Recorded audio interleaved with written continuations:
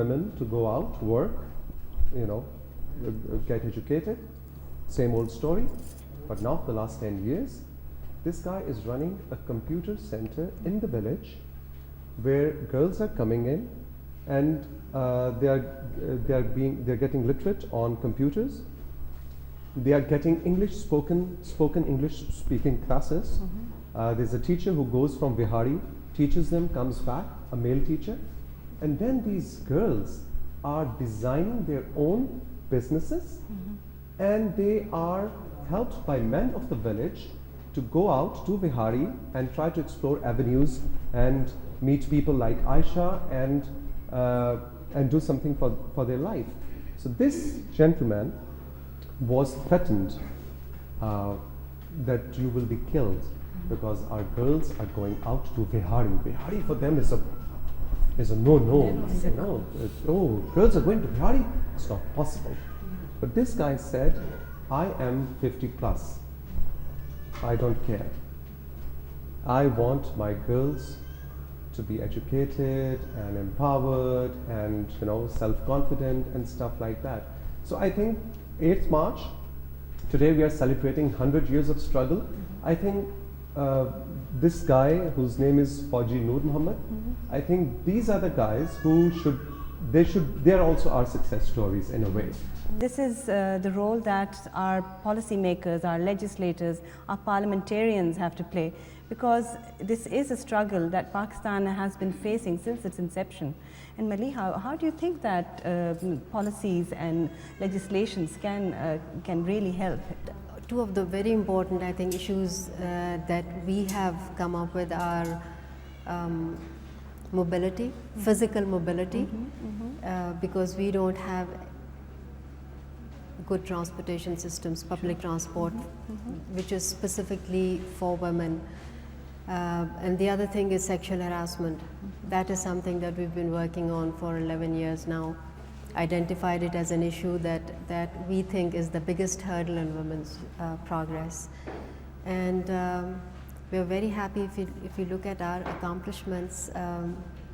We have worked very closely with the government, and we now have 2 laws against sexual harassment. So I think we are moving in the right direction. Now that we have these laws, we are working on implementing them nationwide. And this will open avenues for women to leave their home, go out and do what they want to do, including starting their own businesses. There's a need for change, the social change.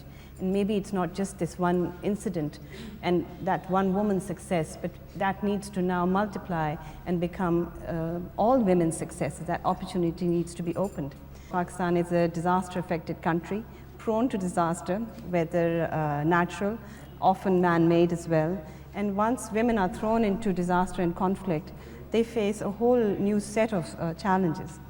And in this light, I feel that civil society, donor community, and all other assisting partner agents need to play a role. And because of the vast experience Marilyn has, I would really like to invite you to comment on this. How do you think women in Pakistan can live through the disaster that they face? Not only do they lose their livelihood, oftentimes they lose their husbands, who are the source of support, and they're, have an overwhelming concern for the safety of their children. And so they're dealing with many huge challenges simultaneously. Theirs is the domestic space, and often, they're displaced. And so it's just a terrible situation for these women. We have some programs that I hope have been helpful in getting the flood-affected women back on their feet. One has been helping them regain their livelihood, whether it's with micro-enterprises or women farmers who are helping with seed and fertilizer, women who work in dairy, helping them restock their livestock and get them productive again. Another area that we've worked in that's of particular interest to me is with the lady health workers, who I think just make such a tremendous contribution to life in the villages here. I admire these women so much. And as you know, many of them lost their equipment during the floods and needed help just reestablishing themselves so they could start helping people who were in great need, obviously, of their services. And so we've been able to work with them and re-equip them so that they can get going again. And then, significantly underpaid. oh yes, absolutely, and the work they do is so important. There's two other areas that we've worked in that I'll mention very quickly. One is with gender-based violence. Some of the women who are displaced, they're separated from their communities during an emergency like the floods or like the earthquake, are particularly vulnerable to violence and abuse of different sorts. And so I know there's many NGOs that have been trying to help them get back on their feet and make sure that they're not sort of subject to any more than they're already contending with. And then finally, another area that we've helped with the women is the women farmers. This is something that the Art Foundation is active in, and I had the privilege of going down and actually speaking to some of the women farmers who were displaced during the floods, and then they lost their ownership rights. It was property that they owned. But when they came back, someone else was squatting on it, someone was farming it. They don't have access to the fields anymore that are the source of livelihood for them and their families, their children. And so the Art Foundation, under the Gender Equity Program that we're sponsoring, is working with these women so that they can exercise their legal rights over the property that is, by law theirs. So that they can once again start deriving income from it and support themselves and their families. So I think this is a tremendous program that you're doing, and look forward to the fruits of that. Yes, and it's very hard to do because in a society where women's rights are not accepted, even sometimes when they own land, even in the cities, they don't have the papers with them, so they don't decide on buying and selling that land. So it's a even bigger challenge in rural areas. But yes, that's an area we have to work in, and ultimately we have to understand that women can and should have it all.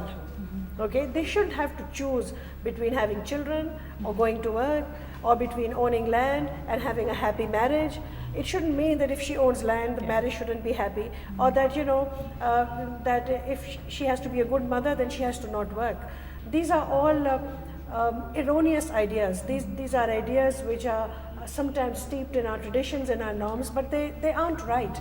And so those are some of the things we really need to work on. The government needs to nurture this uprising in women's entrepreneurship. And I'm going to leave the audience with this thought while we take a break.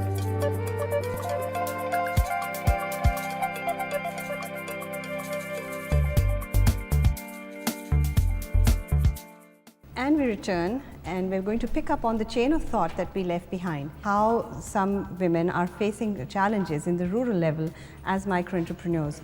And for a person who covers their work, I would like to invite Tawseeq to say something about that. Thanks. I'd like to again bring in the human element and share with you one of my experiences.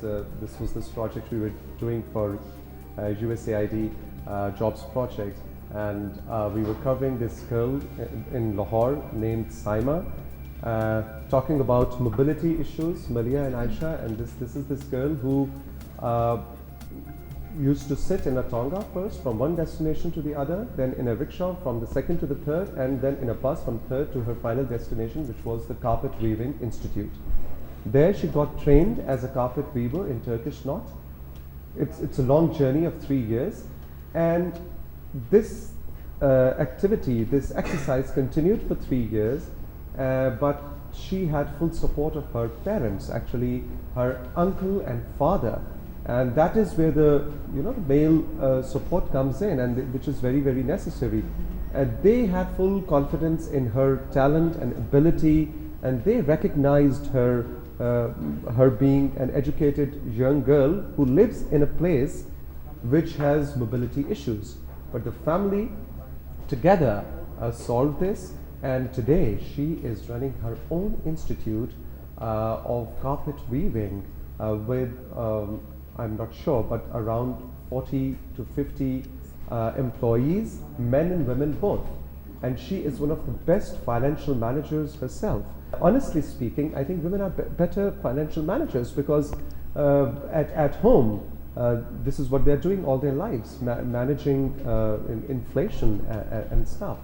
So I think this is the trust which we have to give to young girls.